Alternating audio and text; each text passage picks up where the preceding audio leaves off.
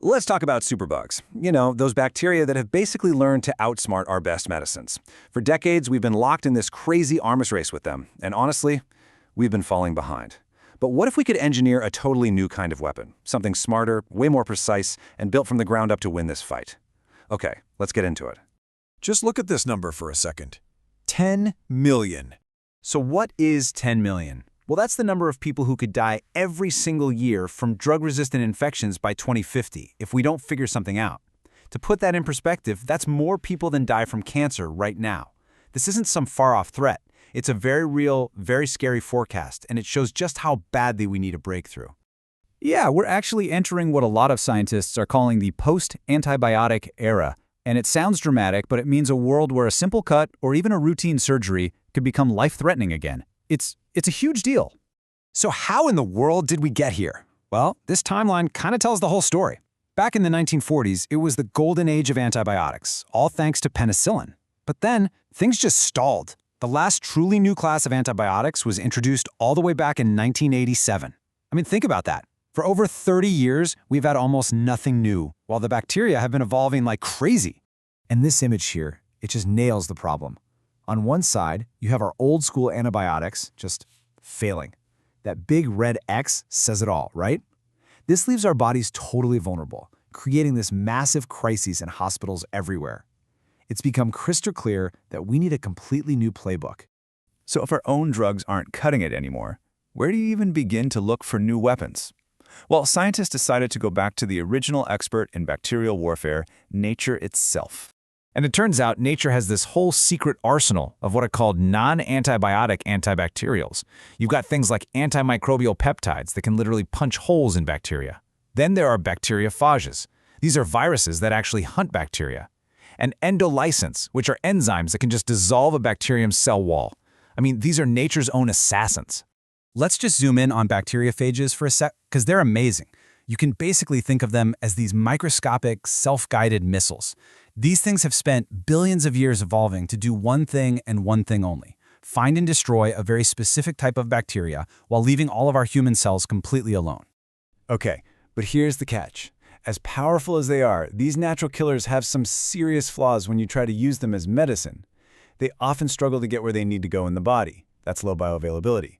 They can have weird side effects, our immune system often clears them out way too fast, and honestly, they're just kind of fragile. So promising, but not quite ready for prime time. And this is where the science gets really, really cool. If nature gives you a flawed weapon, you don't just toss it aside. You engineer a better one. And that brings us to what's called the supramolecular solution. So that brings us to the big puzzle, right? If these natural agents are so potent, but also so fragile, how on earth can we turn them into the tough, reliable medicines that we desperately need? And here's the answer. We engineer them. We use some seriously advanced science to create what are called engineered supramolecular therapeutics.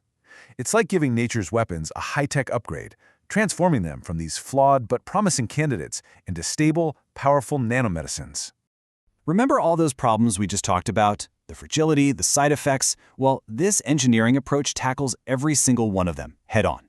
We get better bioavailability, we can control the drug's release, and we can target it precisely. Plus, they become way more stable and a whole lot less toxic. We're not just tweaking them, we're rebuilding them from the ground up to be better.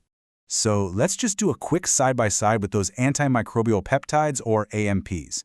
On the left, you've got the natural version. Unstable, gets chewed up by the body, and can even be toxic to our own cells. But look at the right. The engineered version is super stable, way less toxic, and much more effective. I mean, it is a night and day difference. It's a total transformation. Okay, so we know what these engineered cures are and why they're so much better. But how do they actually do it? Let's pop the hood and look at the molecular design toolkit. So the whole process is based on a modular design. The best way to think about it is like you're building with Legos, but, on a molecular scale. That little plus sign you see in the diagram is the key idea. You take different molecular pieces and snap them together to build something totally new and way more powerful. It basically boils down to 3 simple steps. First, the scientists pick their core weapon. That's the natural killer, like an AMP or an endolysin. Second, they choose specific molecules called ligands to bolt on new functions, like a targeting system or a stabilizing shield. And finally, they tune and shape the whole thing, tweaking its charge and size to get the best possible performance and safety. Now, one of the cleverest tricks here is all about electrical charge. See, most bacteria have a surface that's negatively charged, so engineers brilliantly design these new drugs to have a positive charge. And what happens? Opposites attract. It creates this magnetic-like pull that draws the medicine straight to the bacteria, helping it to ignore our healthy cells. And it's not just charge, size is also a huge deal. The drug needs to be small enough to get around the body, but not so small that the body clears it out immediately. Researchers found the sweet spot is usually between 2 and 14 nanometers, which is just unimaginably tiny, and it's the perfect balance between being powerful and being safe. Now, I know this all might sound like something straight out of science fiction, but here's the thing, it's happening right now.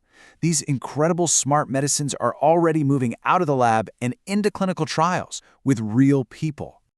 This quote from the research really nails it. This isn't just about creating one new drug. It's about creating a modular and tunable platform, a whole new system that can take all sorts of these flawed natural killers and turn them into clinically viable nanomedicines. It's a complete paradigm shift in how we create cures. And here is the proof. Look at this. These are real-world therapies being tested in humans right now. Take LBP-E01, for example. It's an engineered phage going after drug-resistant E. coli in UTIs, and it's already in late-stage clinical trials. You've also got engineered enzymes for skin infections and peptides for really dangerous joint infections. These aren't just ideas anymore. They're becoming real medicines. So we started with this massive global crisis. We found some amazing inspiration in nature, and now we're using cutting-edge engineering to build the next generation of smart medicines. It all leads to this one really exciting question. Are we finally on the verge of using these tiny molecular machines to win the war against superbugs?